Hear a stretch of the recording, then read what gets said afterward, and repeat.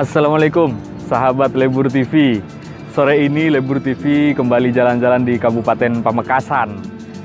Jika sebelum-sebelumnya Lebur TV jalan-jalan ke tempat wisata alam, wisata bukit, atau pantai, kali ini Lebur TV akan mengunjungi wisata yang berbeda dari wisata yang telah kita kunjungi sebelumnya. Wisata yang akan kita kunjungi adalah wisata religi Makam Ronggo Sukowati. Ronggo Sukowati ini adalah Raja Islam pertama di Kabupaten Pamekasan dan juga pendiri Kabupaten Pamekasan. Di mana tempatnya? Ayo ikuti Lebur TV jalan-jalan. Makam Ronggo Sukowati terletak di depan pasar tradisional Kolpajung, Pamekasan. Kalau dari Monumen Arek Lancor, tinggal mengikuti jalan yang ke utara kira-kira 2 km. Nanti makam ini terletak di kiri ya, sebelum masuk ke pasar Kolpajung. Ketika kita masuk ke makam ini, maka akan terlihat gapura pintu masuk, dan ketika masuk di dalamnya sudah banyak ratusan atau bisa mencapai ribuan ya. Saya belum mendapat datanya secara pasti, tapi yang jelas keluarga raja, keluarga keraton di sini, anak cucunya juga dimakamkan di komplek utama ini.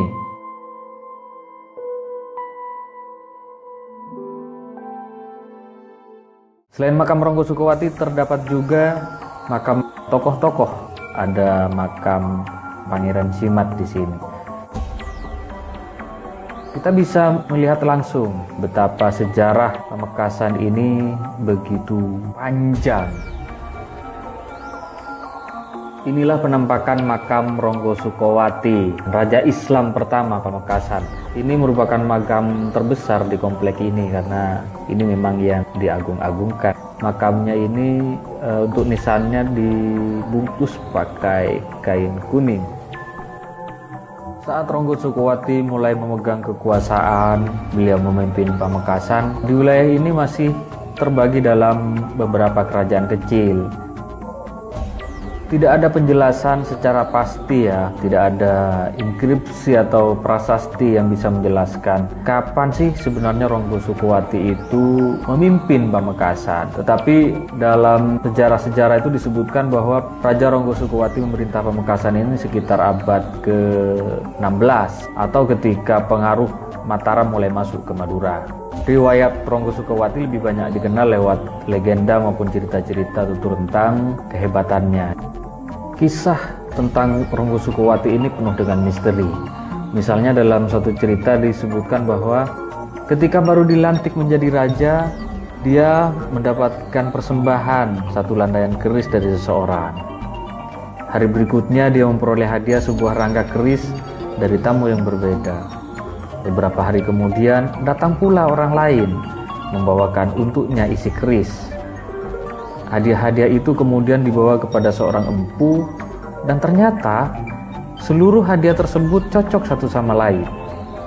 Keris tersebut kemudian diberi nama Keris Joko Piturun, yang kelak di kemudian hari menewaskan Panembahan Lemah Dhuwur dari Arosbaya Bangkalan. Kejadian ini bermula saat Panembahan Lemah Dhuwur berkunjung ke Pamekasan untuk bersilaturahmi. Sambutan ramah Ronggo Sukowati dibarengi dengan acara penangkapan ikan di Rawa Sikool. Para pengiring Panembahan Lemah Dhuwur turun ke rawa untuk menangkap ikan dengan bertelanjang dada. Demikian pula pengawal Ronggo Sukowati juga terjun ke rawa untuk membantu. Namun bedanya pengiring Ronggo Sukowati ini tidak membuka pakaiannya. Mungkin karena hal ini tiba-tiba Panembahan Lemah Dhuwur meminta diri langsung pulang ke Bangkalan bersama pasukan-pasukannya.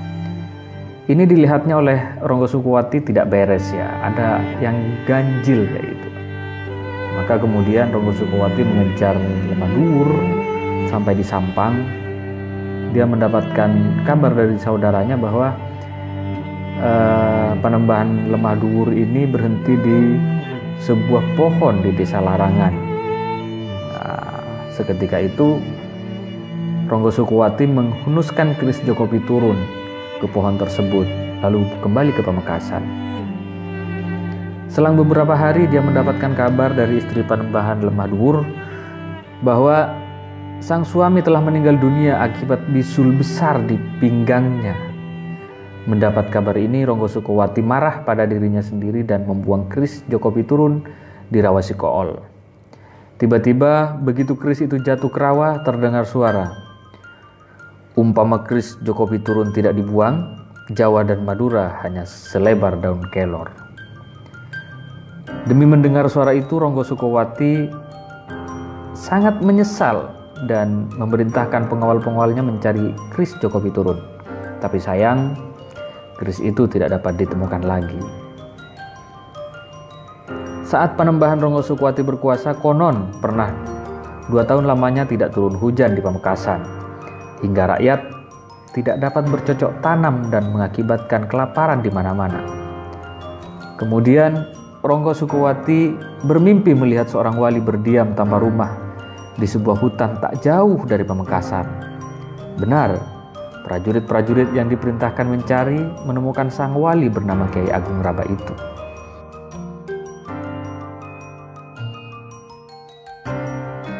Di sini biasanya para peziarah bisa ngaji atau bermunajat ya, berdoa yang dikhususkan mungkin kepada para pemimpin, para aulia yang jasadnya dimakamkan di komplek ini, termasuk kepada Pangeran Ronggo Sukowati, Raja Islam pertama di Kabupaten Pamekasan. Ya, demikianlah jalan-jalan kita pada sore hari ini ke makam Ronggo Sukowati Pamekasan.